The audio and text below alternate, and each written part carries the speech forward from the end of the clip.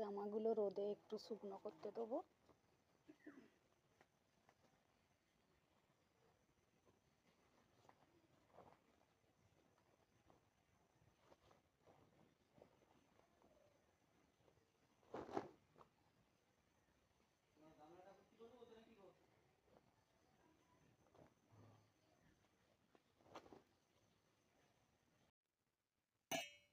স্নান সেরে ঠাকুরের পুজোটা সেরে নিচ্ছি।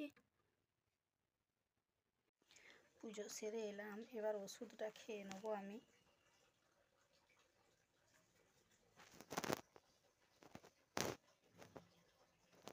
দশ ফোঁটা নেবো ওষুধটা।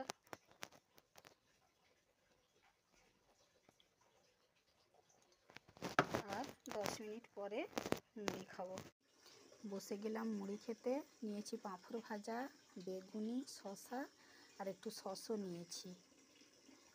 খেয়ে নেবো মুড়ি।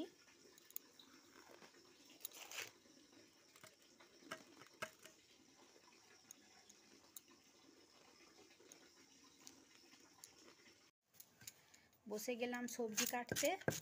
সব রকম সবজি দিয়ে একটা চচ্চড়ি করব আজকে। বাজার থেকে কি মাছ আনে দেখি, তাহলে মাছটাও ভাবছি এই তরকারির সঙ্গেই দিয়ে দেবো। সবজিগুলো কাটা হয়ে গেছে আমার, এবার ধুয়ে নিচ্ছি সবজিগুলো।